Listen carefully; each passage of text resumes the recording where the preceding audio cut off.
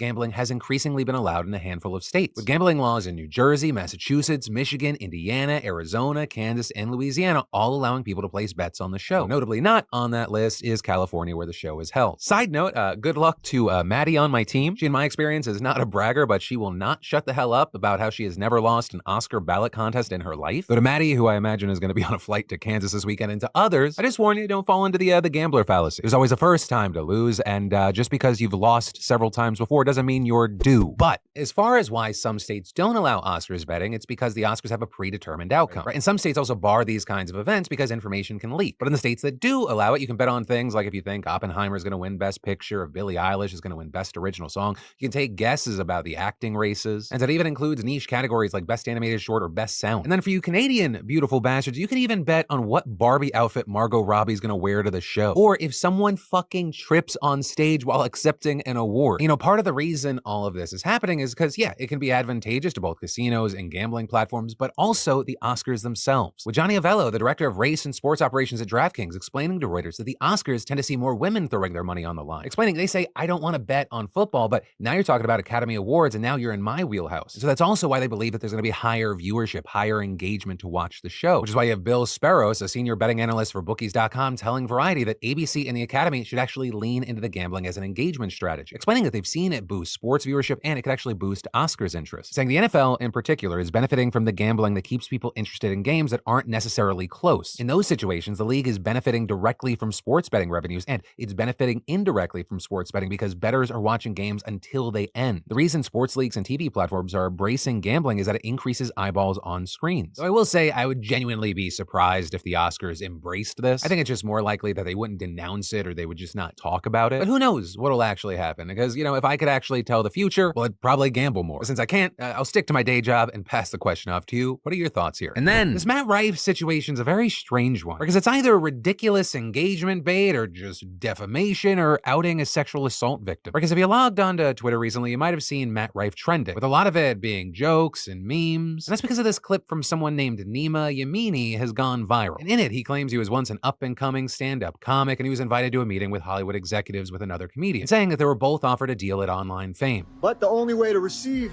the contract was by sucking both of the execs off. I immediately got up and walked to the door. But before I could even exit, the other comedian was sucking both of their simultaneously.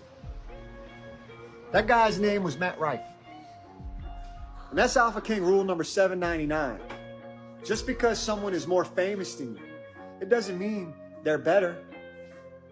They might just be gayer. Now, it's hard to tell when exactly that video is from, but it went ultra viral last night. You know, with this, you know, the chances that this is a joke or at least an attempt at one or some attempt at engagement bait, it's incredibly high, which is exactly why I think this video took off so big. Right, with the internet now overflowing with Matt Rife blowjob jokes. As far as who this Nima guy is, he seems to be an online personality in like the alpha male space, labeling his content as both inspiration and satire. Though as far as where the bit starts and ends, who knows? But very little of that matters because a lot of people are just running with the Matt Rife claim. Though this also, as you had tons of people condemning that clip, saying, I don't know much about Matt Rife, but this story is a clear example of you can say anything about somebody on social media and it will automatically be believed, right? Saying the whole story is a load of bullshit. But then people also saying, hey, let's say this story is true. You had two Hollywood execs asking for sexual favors in return for opportunities. You're literally describing a crime. You're talking about what Harvey Weinstein did and what so many others have done. And if that was true, you'd be outing a victim. And with that, people also saying the fact that he's talked about Matt Rife but then didn't name the execs, one, it makes it less believable, and two, if this was something that happened, he only named the victim and not the people that did a crime. But no matter how you spun it, you had a lot of people saying the video was gross. And so of course, with any aspect of the story, I'd love to know your thoughts, but I think like the most concerning aspect of all this to me is just the sheer number of people that will blindly believe something because they just want to. No evidence, just some fucking random guys saying a bunch of random words. And even if not the majority, a huge chunk of people were like, yeah, that makes sense. That must be true. Just crazy. And then the government is now looking to ban TikTok for like the 5th time, but here's the deal. This time it is probably for real. All thanks to this new bipartisan bill called the Protect Protecting Americans from Foreign Adversary Controlled Applications Act, and it would create a process for the president to identify certain social media applications that are under the control of foreign adversaries. And then once an app is determined to be a risk, it would be banned from app stores and web hosting services unless it severed ties with its parent company in the next 180 days. So essentially, TikTok would need to sell itself to another company or break away entirely from ByteDance. Otherwise, they would be banned. One of the sponsors of this bill, Mike Gallagher, saying, "This is my message to TikTok. Break up with the Chinese Communist Party or lose access to your American users. America's foremost adversary has no business controlling a dominant media platform in the United States." It's expected to make its way out of the Energy and Commerce Committee today and be sent to the House floor for a future vote. And very notably, it got a very powerful endorsement: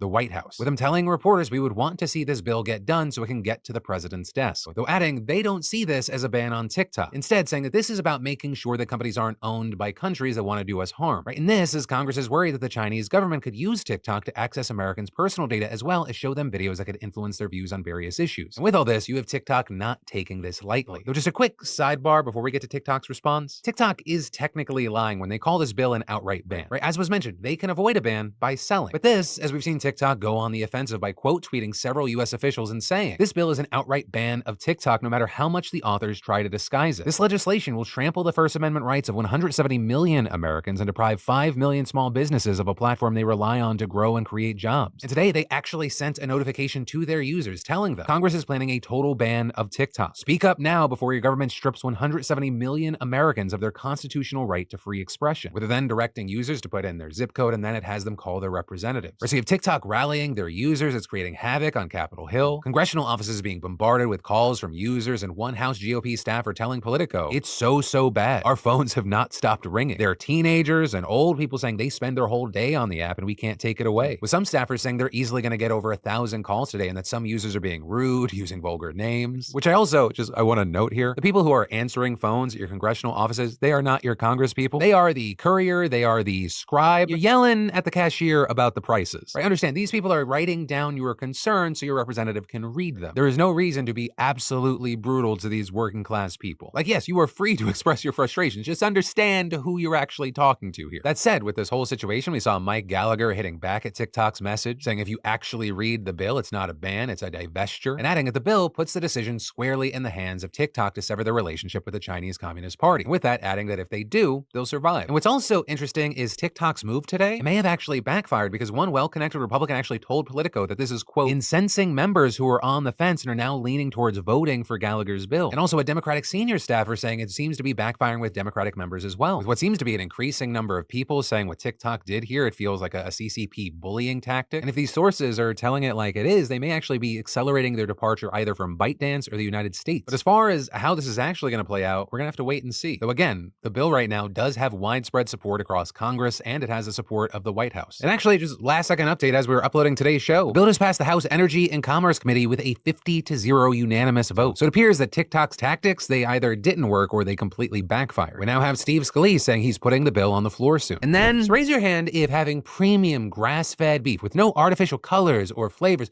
pre-seasoned and pre-cooked delivered to your door sounds good. At least 1,700 of you just raised your hands, and y'all, this is a video. I can't see you, but I love your passion. Because I'm talking about quality meat that you can have ready to feed you and your family in minutes. And it's all possible thanks to today's sponsor, Just Meats. You know, I think most of us out there are both budget and time conscious. Just Meats is a solution for meat eaters out there with a delicious range of flavors. Personally, I'm a fan of the chimichurri steak and the buffalo chicken, but they also have fantastic carne asada, pollo asada, herb pork tenderloin. You know, I think you're getting a picture of a lot to choose from. So actually, I started with what they call the most popular meat box, which is a variety of meats like smoked Texas brisket, Hawaiian teriyaki chicken, pulled pork, and more. And you can really mix up your menu for the week. And it's super easy for us because really the only time it takes is like how long the French fries are in the oven for, because the main meal is ready in minutes. And all this is Just Meats practices safe sourcing of meat from local ranches in the Rocky Mountain region, ensuring humane treatment and feeding of animals, and maintaining optimal temperatures through their carefully insulated method of shipping. And so now that you're possibly hungry, go click that link in the description and use code DeFranco to get $15